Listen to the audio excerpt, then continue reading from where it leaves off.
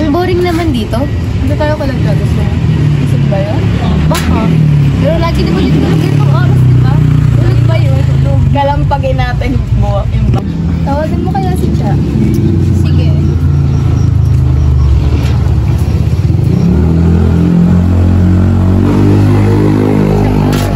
Ayaw ko sa makat eh. Tara, punta na lang natin.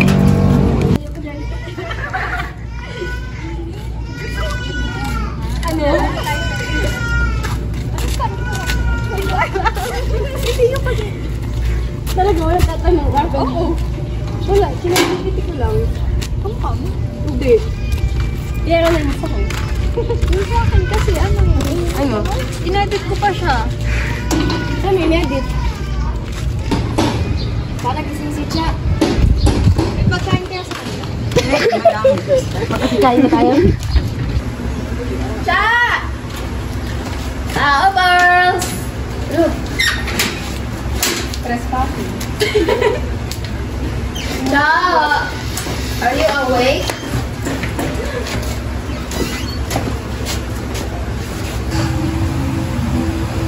Gising ka. Yes. Hapon na rin.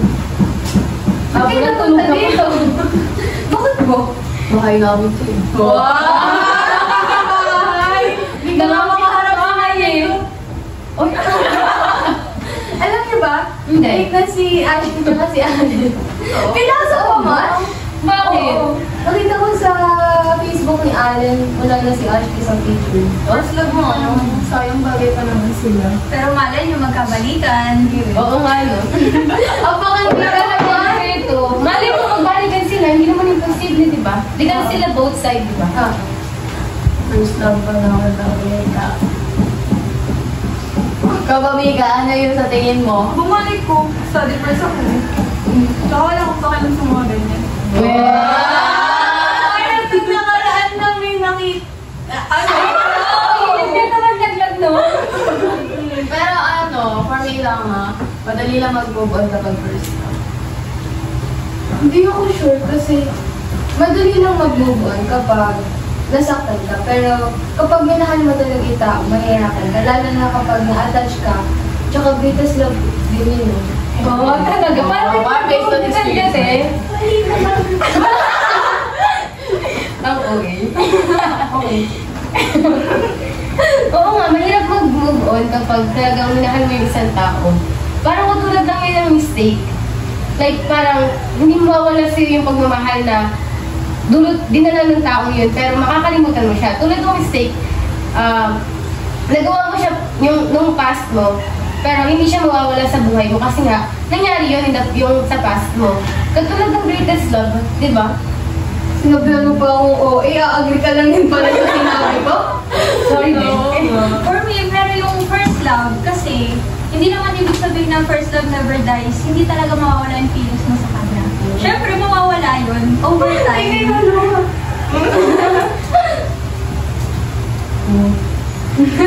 Parang babe, parang Nasaktan ka. One. Hindi, sa inugot yun. Oh. Kay Jess. Uy, pero ano kasi, kapag first love mo lang, ewan ko, parang alalangin eh. Parang first mo lang siya, di ba? Paano kung yung ginawa sa'yo ng first love mo na yan eh, masakit talaga kasi, di ba yung sinabi ni Jack pag nasaktan ka? Pero sa tingin ko, pag greatest love, kasi doon mo madadama lahat yung mga first mo, tapos yung, yung mga na-experience nyo, ganon. Kasi masakit, mas masakit pag greatest love kaysa first love. Paano mo ba nalaman? Paano mo nalaman? Na? Nag-break sila. Wala naman sa ano ni Allen. Kailan? So, hindi ka na! Summer na! Hindi, may nakita lang kasi ako nasa notes ni Ashley. Parang broken siya. Rain yung nakalagay mo. Kailan ba? Malay ko! Kaya wala palang profile. Yes. Hindi, ganito siya pag broken. Pero nung broken ako, hindi naman ako gano'n. Ano lang ako, sweet girl. Ilang years din sila? Oo, matagal din. Naalala ko nung last year, kaklase ko si Ashley, kinakwento pa niya yung first nila. Hindi ako, wala. Supportive. Yes, supportive pero Yung sa parents din nila na daming na-reflex sa FB na ano, family dinner. Parang ang hirap nun, no? Greatest love mo siya, tapos mag-break kayo, tapos kilala kayo. Alam na ng family niyo na, legal kayo both side, di ba? Tapos bigla kayo maghihiwalay. Tapos kapag, kunyari may dinala kang iba, ay, iba na pala yung sabi ng family mo na, ay, bakit iba na, di ba? Dati siya ganito, parang ikaw kumpara yung bago nung lalaki, kukumpara niya yun sa bago. Nung family, I mean,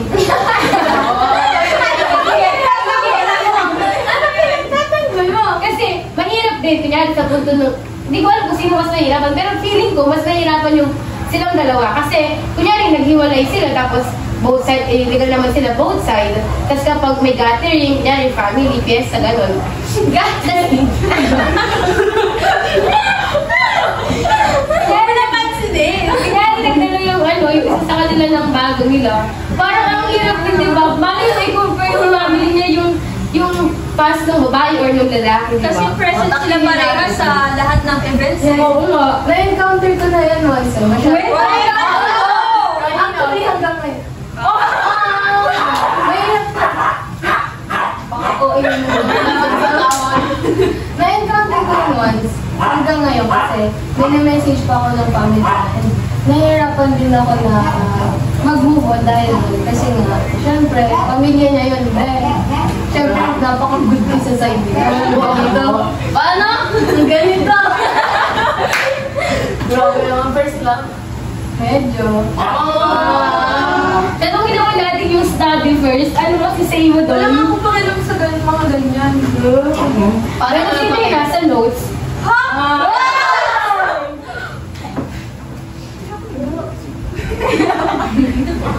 Pustahan, sino nang babalik? Oo, joke lang. Feeling ko yun lang. Kasi iba din magmahal yung ibang guys. Meron kasing guy na matino. Meron guy na parang hindi siya pang settle na. Papalit-palit siya, gano'n. Oo. Ewan ko. Ay, kilala ko may ganun. Si ano? Drama. Ito, kanyari, si ano?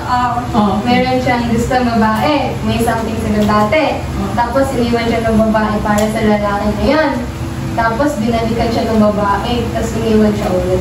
Hindi ako maintindihan mo. Wala ako na din. Ano nga kasi, si ano? Ano ba kasi yung dahilan? Nakichismis ka na lang, hindi mo ba tinodo-todo? Mali ko. Mapakahina naman ang signal mo. Parang kasalanan ko pa. Oo, ikaw nagdala ng chismis sa akin eh. Kulang-kulang, nagbibitin ka. Hindi naman namin malalaman kung hindi sinabi. Oo nga. Tapos salamat na kayo sinabi ko sa inyo.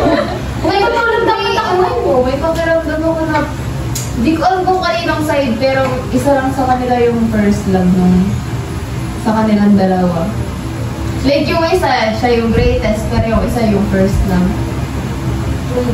Iba din kasi kapag greatest love mo. Kasi ang bilis naman alisin sa features. Ay! Para for me na. Malay mo naman, inalis sa features. O, di sige. Para makapapala. Pero nakuha ko sa utak ko eh. Sige. Malay mo naman nagtanggal, pero deep inside, nagmumukmuk na pala doon. Malay mo, suicide yung kasunod nun. Ikaw naman, sige. Wala na naman yun. Diba? Yung first love kasi, yung...